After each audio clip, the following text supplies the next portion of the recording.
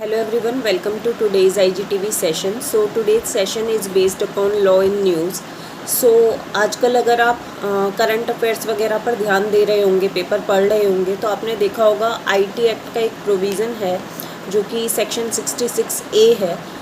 वो रिपील भी हो चुका है, कोर्ट ने उसे स्ट्रक डाउन कर दिया है, but it is again in news very much. तो ये क्यों है चर्चा में? ये चर्चा में इसलिए है कि कोर्ट के इसे स्ट्रक डाउन कर देने के बावजूद भी इसके बेस पर एफआईआर लॉन्च हो रहे हैं, कंप्लेंट जो है फाइल हो रही हैं, और अभी भी ट्रायल बहुत से कोर्टों में इनका पेंडिंग है इसके जो है स्ट्रक डाउन कर देने के बावजूद भी, जबकि इसे सुप्रीम कोर्ट ने इन 2015 थ्रू श्रेया सिंगल केस इसको स्ट्रक डाउन कर दिया था। तो आज हम देखेंगे कि ये प्रोविज़न आखिर था क्या ये बोलता है और क्यों इसे स्ट्रक डाउन किया गया। ठीक है, तो सेक्शन 66A बेसिकली है क्या? इसके पहले पेयर प्रोविज़न में नहीं जाते, पहले इसको मैं बताती हूँ कि ये है क्या आखिरकार।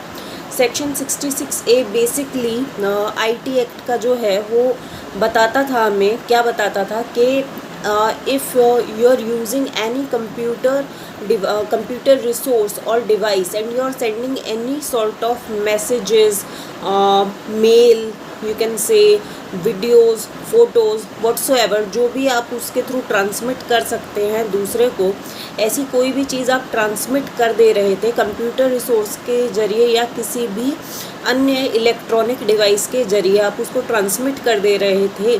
ठीक है, तो अगर वो पुलिस की नज़रों में इस तरीके का मैसेज है, इस तरीके का कंटेंट है जो कि क्या कहते हैं इनकन्वीनियंस कॉज कर रहा है रेसिपिएंट को या फिर अनॉयंस क्रिएट कर रहा है, तो वो आपको जाकर सीधे अरेस्ट कर लेगा। उसे किसी तरीके की प्रायर परमिशन की कोर्ट एक्सेट्रा से कोई भी रिक्वायरमेंट नहीं है। सो ये हमारे freedom of speech and right to life को कहीं ना कहीं ब्रीच करता रहा है। इसी वजह से कोर्ट ने इन 2015 इसको स्ट्रक डाउन कर दिया।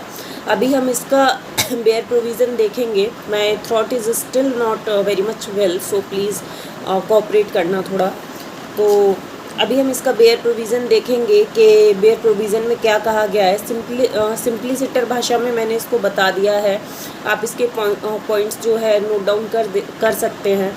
आप इसको देखें तो क्योंकि ये कॉन्टीन्यूसली न्यूज़ में बना हुआ है, तो वेदर बीइंग जुडिशियल एग्ज़ाम या जितने भी आपके लॉ रिलेटेड एग्ज़ाम रहेंगे उसमें जो लीगल करंट आपकी बनती है, लीगल करंट से जो क्वेश्चन पूछे जाते हैं, इसमें हाईली चांसेस हैं कि इसमें से क्वेश्चन पूछ लिया जाएगा। और ये बहुत ही सिंप्लीफाइड वे में मैंने आपको थ्रू दिस IGTV रखा है सामने, तो इसकी नोट्स बना लेना और इसको रिमेंबर कर लेना। राइट, अभी हम इसका बेयर प्रोविज़न देखेंगे। इसका बेयर प्रोविज़न कहता है कि any person who sends by means of a computer resource और communication device any information that is grossly offensive or any information which he knows to be false but for the purpose of causing annoyance, inconvenience, etc. Persistently by use of such computer resource or communication device, any person who sends by means of computer resource or communication device any such mail etcetera for the purposes जो कि मैंने mention करे हैं annoyance create करने के लिए, shall be punished with imprisonment of 3 years plus fine.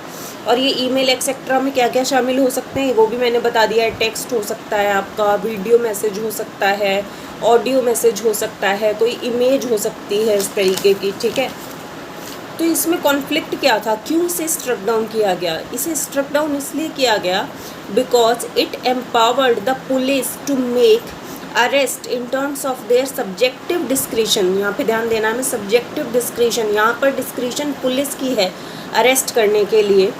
Could construe as offensive और मिनेंसिंग और for the purpose of causing annoyance, inconvenience etcetera. यानी कि जो कि इंटरप्रिटेशन की पावर, कंस्ट्रू करने की पावर कोर्ट के पास होती है, यहाँ पर कहीं ना कहीं पुलिस वालों के पास थी कि वो कंस्ट्रू कर सकते थे कोई प्रोविज़न को, क्या कि वो ऑफेंसिव है या अनॉयंस क्रिएट कर रहा है, ठीक है, क्योंकि इसमें मैसेज का प्रकार तो दिया नहीं गया है क्लियरली, ठीक है, और पावर दे दी गई थी किसको, पुलिस ऑफिसर्स को अरेस्ट करने के लिए, जबकि राइट टू लिबर्टी हमारा सबसे बड़ा राइट है, राइट टू स्पीच हमारा सबसे बड़ा राइट है, उसको ये कर्टेल करता था।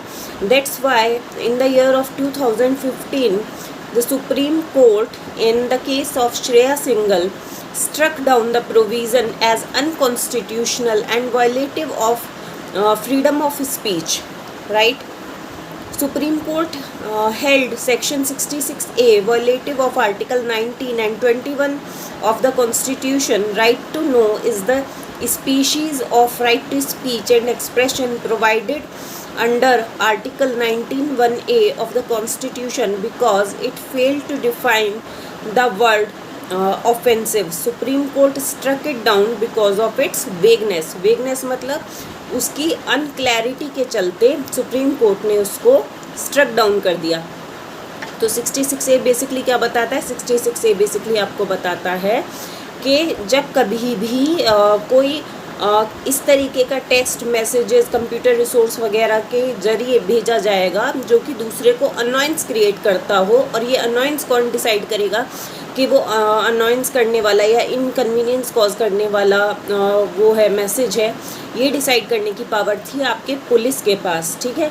तो इसी वजह से बहुत ज़्यादा अरेस्ट जो हैं हुए हैं प्रायर भी, बट सबसे बड़ी बात ये है, सबसे चौंकाने वाली बात ये है कि इसके स्ट्रक डाउन हो जाने के 6 साल के बाद भी आज भी सेवरल कोर्ट्स में इसका ट्रायल जो है पेंडिंग है, और आज भी कंप्लेंट जो है इसके नाम पे FIR जो है लॉन्च हो रही है।